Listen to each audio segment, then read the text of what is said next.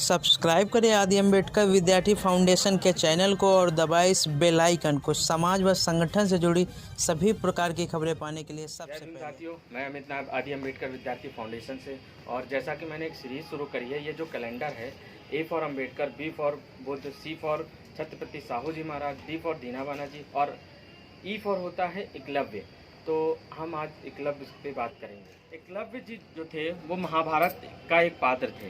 एकलव्य जी के पिताजी का नाम था महाराजा हरण्य धनु, जो कि निषाद परिवार से आते थे। ये निषाद जो है जाति है वो आदिवासी समाज से आती का जो मूल नाम था वो अभिधुम्न था। एकलव्य जी धनुर्विद्या और गुरु भक्ति के नाम से जाने जाते थे। पिताजी की मृत्यु के बाद एकलव्य श्रृंगबेर के शासक न केवल अपने राज्य का संचालन किया, बल्कि उन्होंने एक निषाद परिवार की एक सशक्त सेना तैयार करी, जो कि अपने राज्यों की सीमाओं का विस्तार भी किया। महाभारत के अनुसार एकलव्य जी जो थे वो द्रोणाचार्य के पास धनुर्विद्या सीखने के लिए गए। फिर आखिर निषाद परिवार के होने के कारण उनको धनुर्विद्या नहीं सिखाई गई। द्रोणाचार्य जी जो थे उन्होंने मना कर दिया। वो भी इस कारण मना किया क्योंकि वो नीची जात के थे, जिसके कारण उनको बहुत निराशा हुई और वो वापस लौट गए। और उन्होंने एक अपने जंगल में एक मिट्टी की मूर्ति बनाई, जिसको उन्होंने अपना गुरु माना। और वहीं से उन्होंने एक अंतर आत्मा से सीख के एक सच्चे उन्होंने एकाग्रचित होकर बहुत कम समय में ऐसी धनुर्विद्या सीखी जो आज भी बहुत मशहूर है। उन्होंने पांडवों जब जंगल में आ रहे थे, उनका कुत्ता खो गया, तो वो जंगल में घूमते घूमते गए और देखा। जब वो कुत्ता वापस आया तो उन्होंने बहुत ही आश्चर्यचकित होने वाली चीज़ देखी।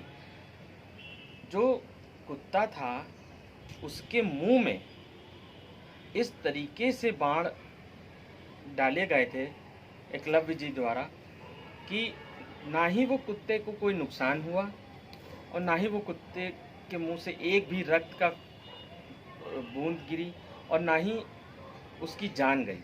ये देखकर पांडवों और द्रोणाचार्य बड़े ही आश्चर्यचकित हुए और खोजने के लिए विवश हो गए कि आखिर ऐसा कौन सा धनुर्धारी है जो इस तरीके से अपने बाणों का इस्तेमाल किया। द्रोणाचार्य और पांडव जब ये सब ढूंढते ढूंढते धनुर्धारी ऐसा कौन है वो ढूंढते ढूंढते जंगल में पहुँचे, जब तो उन्होंने देखा कि एकलव्य जी थे वहाँ पर।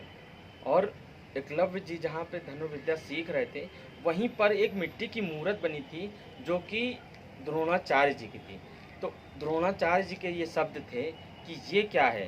तो एकलव्य जी ने कहा कि ये आपकी मूर्त है, मैंने इसको गुरु मान के धनुर्विद्या सीखी है। तो ये जब बातें सुनी तब द्रोणाचार्य जो थे उन्होंने एक प्रश्न किया कि अगर तुमने मुझसे धनुर्विद्या सीखी है तो तुम्हें मुझे अपने गुरु होने का चाहिए। तो एकलव्य जी ने कहा कि मैंने सच्चे मन से सीखा है आपको गुरु मानकर, तो आप जो बोलेंगे वो मैं देने के लिए तैयार हूँ। तो द्रोणाचार्य जी ने वहीं पर एक साजिश रची। वो साजिश थी कि एकलव्य जी का अंगूठा मांग लिया उन्होंने। और जब अंगूठा मांग लिया तो पांडव और द्रोणाचार्य जी ने सोचा कि ये इनका अंगूठा लेने के बाद ये धनुर्विद्या नहीं चला, मतलब ये धनुष नहीं चला पाएंगे और उससे ये फिर से वही स्थिति में आ जाएंगे जहाँ पे ये पहले थे। तो ये सब बातों से एक निष्कर्ष निकलता है कि आज से नहीं, हम लोग बहुत पहले से भी जो नीची जात के लोग थे उनसे हमेशा घृणा करते रहे हैं। और आज भी वो स्थिति है कि हमसे हमारे अधिकार छीने जाते हैं। जिस तरीके से एकलव्य से अंगूठा छीन लिया गया था, लेकिन उसके बावजूद जो एकलव्य जी थे वो बहुत ही परिपूर्ण थे अपने धनुर्विद्या में, और उन्होंने एक जो इतिहास रचा है जो आज के पन्नों में दर्ज है एकलव्य। लेकिन मैं प्रश्न पूछना चाहता हूँ कि एकलव्य जी जो थे वो इतने धनुर्विद्या में थे, ठीक थे, शिष्य के नाम से जाने जाते थे वो, लेकिन हमेशा जो पुरस्कार दिया गया वो द्रोणाचार्य के नाम से पुरस्कार दिया गया, लेकिन एकलव्य नाम से कोई भी पुरस्कार नहीं देता है। ऐसा क्यों? मैं सरकार से और जो भी हमारा चैनल देख रहे हैं मैं उनसे ये मेरे वीडियो शेयर करिएगा, क्योंकि ये एक प्रश्न है, ये प्रश्न है मेरा कि आप लोगों से प्रश्न करिए एकलव्य के नाम से कोई भी पुरस्कार क्यों नहीं है। इतना खेल आज जो वो होती है, शूटिंग होती है, धनुर्विद्या जो होती है, उसमें भी लोग पदक जीतते हैं, लेकिन कहीं पे भी उनको एकलव्य के नाम से कोई भी अवार्ड नहीं दिया जाता है।